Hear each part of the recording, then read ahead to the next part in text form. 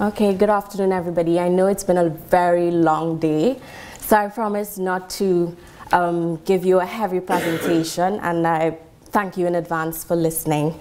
Today, I'm going to present on my research project, which is very dear to me, the effectiveness of the Shoot to Live community media initiative in addressing the needs of at-risk youth in Trinidad and Tobago.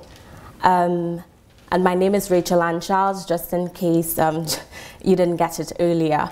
An overview of my project, I'm going to sort of introduce you to the whole Shoot to Live idea, inform you of my research objectives, sort of provide a theoretical framework so that you know where my project lies in terms of the literature review.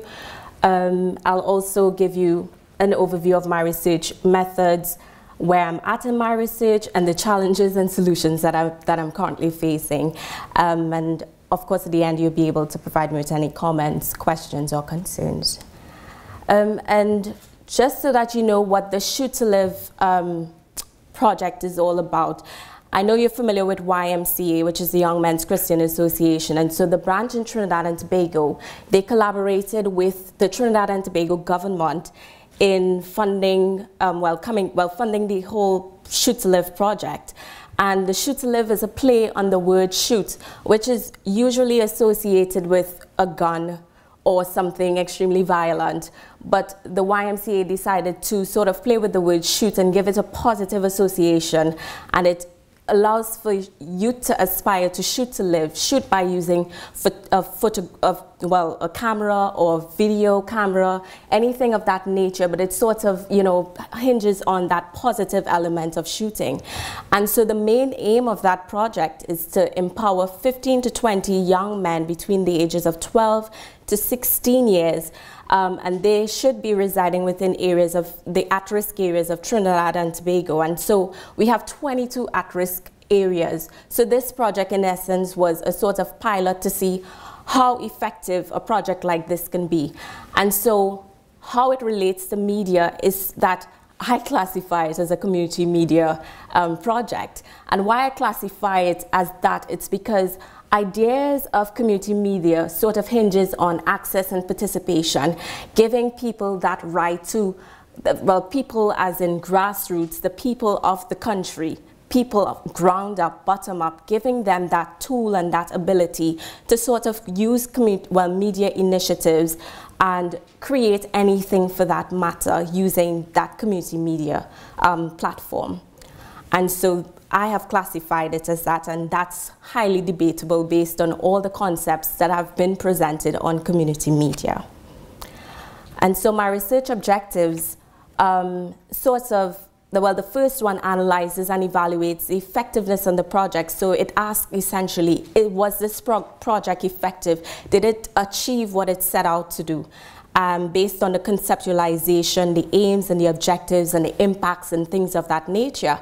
And so my second objective then synthesizes the findings and see what sort of impact would it have on community media initiatives in general, and the policies that were created for youth in Trinidad and Tobago, and ideas on media for social change.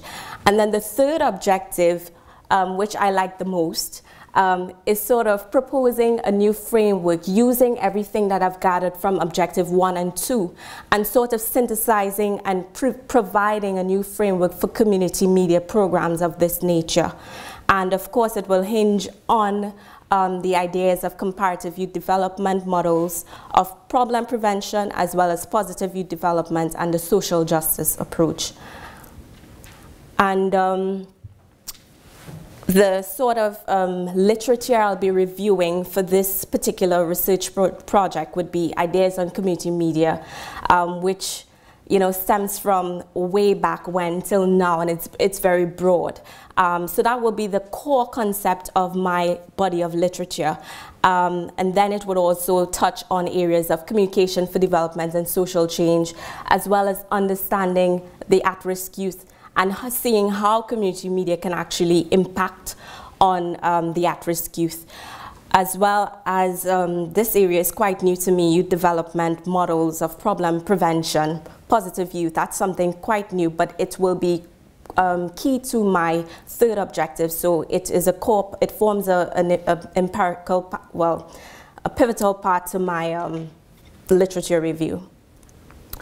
And so my research methods would sort of focus on that a case study as a qualitative approach with sub-methods such as records and documents, interviews, focus groups, physical artifacts like pictures, video, things of that nature.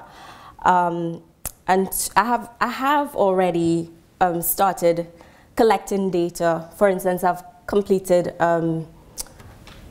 I've gathered records and documents, I've completed some of the focus groups, I've collected physical artifacts, and I'll talk to you a little bit more about some of the challenges I had with those methods.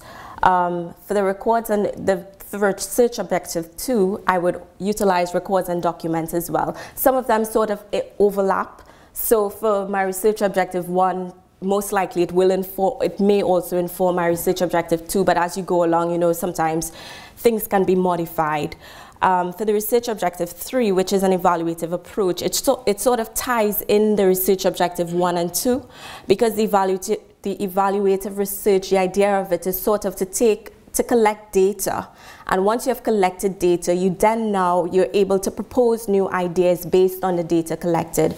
So I'm really excited about using my third objective, my research method for my third objective. And so I have this ideal key stages of research, and it didn't really pan out this way as usual. And I'm at the process of collecting data. It has been quite challenging because of the nature of the research. I vowed to provide anonymity and confidentiality to these participants because they come from at-risk areas. And you know, I had some issues in collecting data within the communities. I had to bring them out of the communities and things of that. But we don't have time for me to go into the challenges that I faced, but those are a little bit of the issues that I faced. And this was sort of just the image of the person walking around in a circle. That's me, you know. I oftentimes walk around, and this is me writing my literature review. I'm going around and around, and I'm like, I feel like I'm stuck sometimes. And you know, sometimes we fall into the trap of taking too long to re-strategize when we're working our research projects. But creating solutions to the problems, to me, is really key.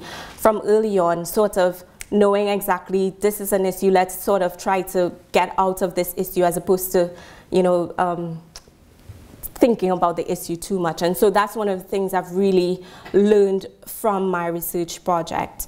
And why this project is important, because not only will it impact on the 22 communities within my country, but any at-risk communities that has similar issues would be able to benefit from findings from this particular study. So I think it's really important for me to conduct this study. I think not only would it augment the body of community media, but it will also be able to use worldwide, because we have models similar to these being used currently in Australia, because they're quite popular for community media models. And so I am hoping that I would be able to have an impact not only in my country but worldwide, as well as augment the body of literature. So thank you very much for listening.